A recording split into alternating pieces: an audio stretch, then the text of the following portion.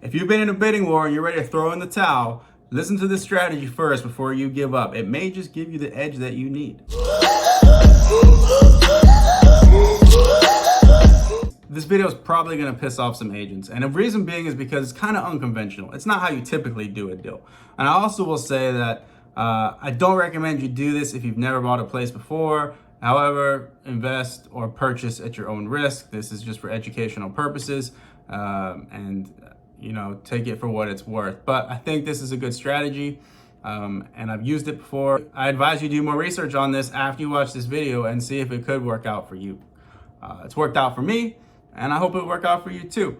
Now, this strategy is going to help you in a bidding war because, let's face it, every deal you go into right now is going to give you some sort of grief or pushback from other buyers who are trying to get the house that you want. And that's reason being is because we just have low supply, right? Because we have a low supply, we have more buyers than there are houses available. So all these houses are going to some form of a bidding war. And in these bidding wars, it's really up to the buyers or the seller's discretion on who they're going to choose. Typically, they're going to choose who gives the most money, right? That's really all they care about. One, can they close? And two, are they going to give me the most money? If you meet those two things, then you got it. You got the deal. Because money talks. And so how we're going to work this strategy is in your typical purchase, you're going to have the seller's agent, right? And so the seller's agent has agreed with the seller that, hey, I'm going to sell your property for a 6% commission. 6% is usually the typical rate. The seller says, okay, sure, I'll give you 6% of the purchase price in order for you to sell this property, list it, blah, blah, blah, blah, blah. Now, what happens typically is a buyer who's been on the market for a while looking to buy a house, or maybe brand new, has found some sort of agent. They are going to be presented with that house from another agent who would be called the buyer's agent. That buyer's agent is going to find that property because the seller's agent went and listed it on what's called the MLS, the multi-listing service. So the seller's agent has a contract with the seller saying they're gonna list the property for a 6% commission of the purchase price. Once they get that contract, they're then going to take their photo, make a description of the property, and then they're going to list it on what's called the MLS. Now, the MLS is where all the houses go, right? And that's where you're going to have other agents that can go there and see what's on the market. Those agents are going to reach out to their buyers, and then they're going to show their buyers what's available. Also, once it hits the MLS, it's also going to go to Zillow, Redfin, all those sites.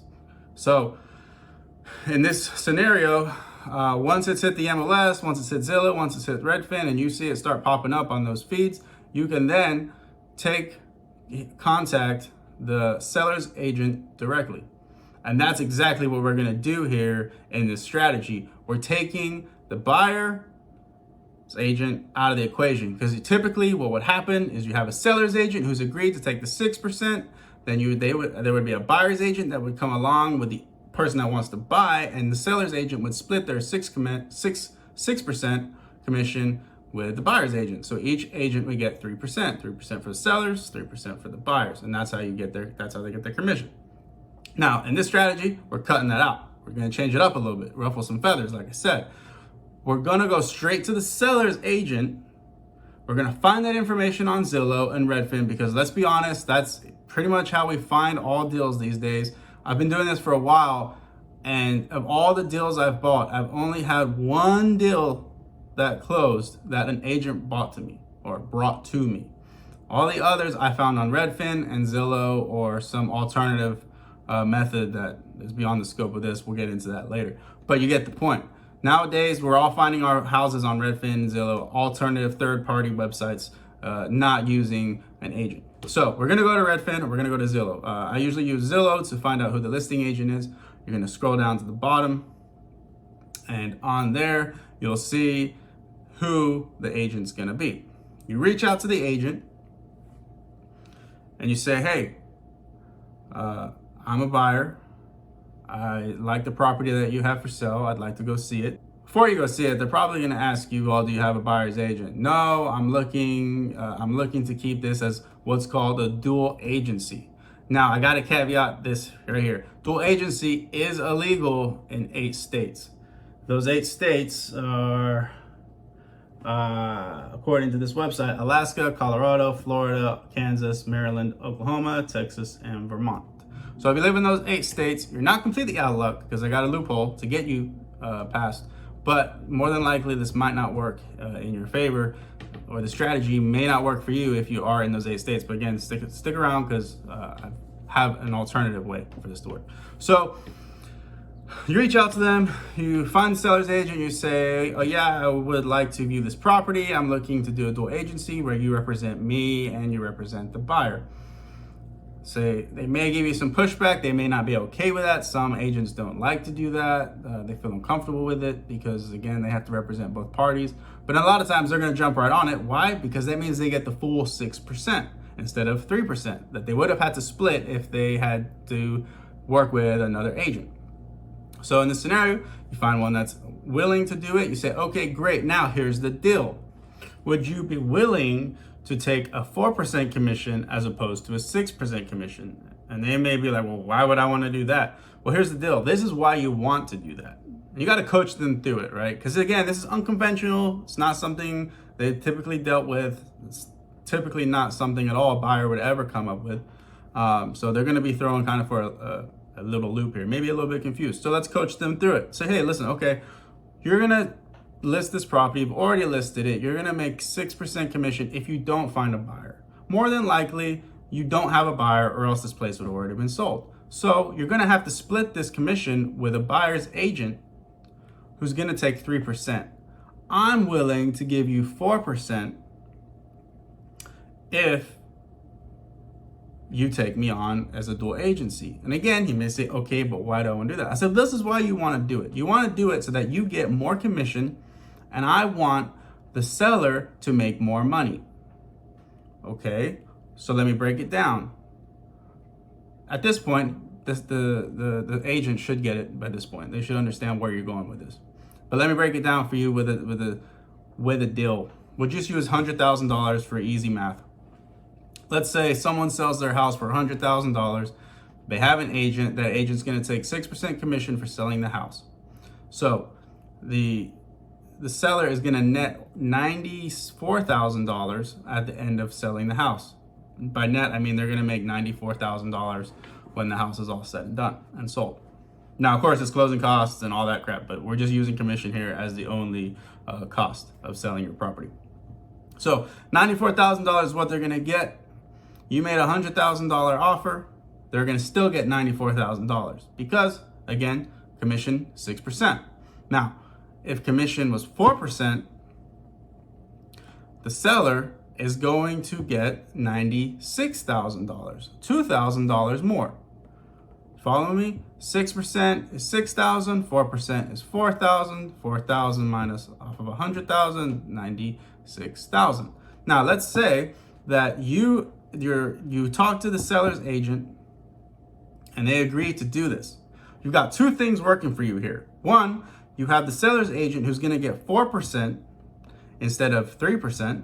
So they're already insensitized to take your offer and push it. Even though agents are, by law, supposed to be ethical and have all these guidelines on how they're supposed to handle transactions, as humans, we're gonna always want more. And we're gonna, whether we project that or not, we're gonna wanna present the 4% offer more than the 3% offer if everything else is equal. And by everything else equal, let's say that you put in an offer for $100,000 full asking price, and someone else put in an offer for $100,000 full asking price.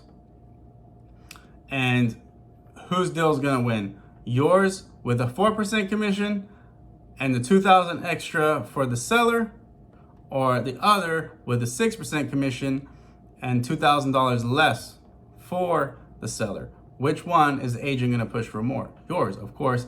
And of course, yours is gonna win because you're making more money. You're making more money for the seller and you're making more money for the agent. That's the beauty of this. You have effectively increased your offer by $2,000 more without any money coming out of your pocket. And you've given yourself the edge to win the bid.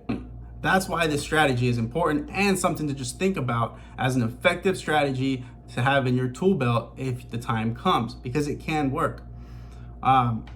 Now, again, you may get pushback. So you may get some agents that aren't comfortable with that. They may find it unethical. They may say like, I've already agreed to 6%. I don't want to do 4%. And that's up to you whether you want to push it. You can try and coach them through it. Say, hey, listen, why would you not want to take this deal or this offer of you getting 4% instead of you getting 3%? Because let's face it, like, unless you have someone lined up that isn't going to do this, you're only going to get 3% because someone's going to come along with another buyer's agent and you're going to have to split that commission. Doing it my way, you're going to get an extra $1,000 because instead of getting 3%, making $3,000, you're going to get $4,000 because you're going to be getting 4%.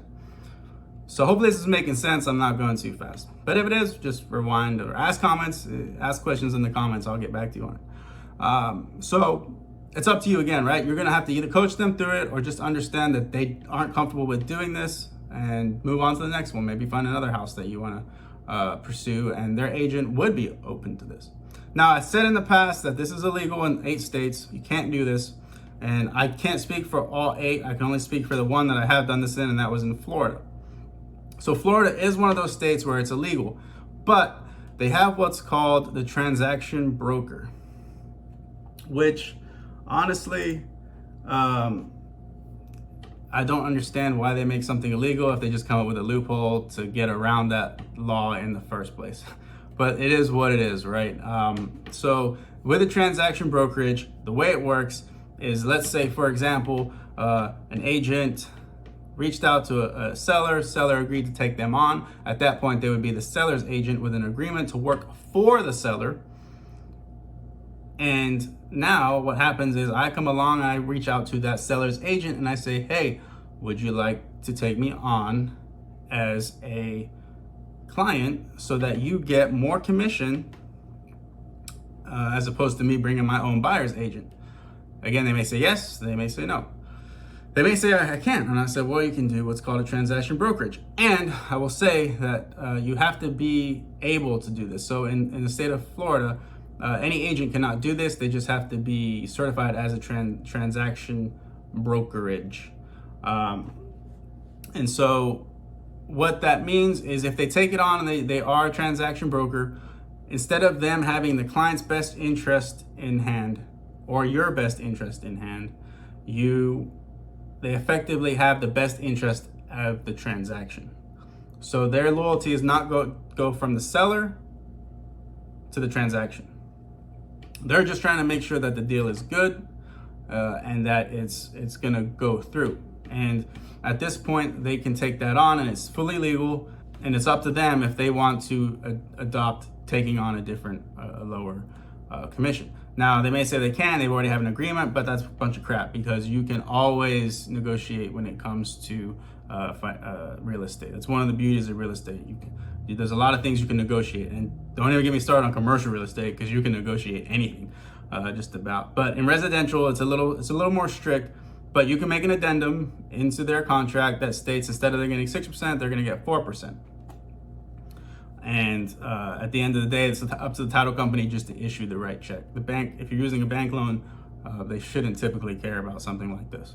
So that's the gist of this strategy. It's powerful and it works if it comes to a situation where you're off by a couple of grand, or you're just neck and neck with someone else, and this will give you the edge to get the deal across the line and to get the offer accepted. So use it wisely. I do want to say, I think I mentioned at the beginning, I don't recommend this for newbies. Reason being is because you're not going to have any sort of representation that you typically would have if you had a buyer's agent. For the new guys, I definitely recommend you always get a buyer's agent at the beginning. Once you start doing a couple of deals, you kind of learn the ins and outs of what is all entailed in the real estate world. I think once you start doing a couple, you kind of understand, okay, I really don't need an agent because I've already done this, and that. And I'm in a position where I'm comfortable enough to where I don't need one. I've done a couple where I haven't had an agent, and it's been no better or no worse than if I had an agent. And so, yeah, I guess I recommend you have an agent if you're new. So don't do this strategy if that's the case. Or if you feel like you can, then go for it. Use it. But with that said, good luck, happy house hunting, and I hope you win those bidding wars.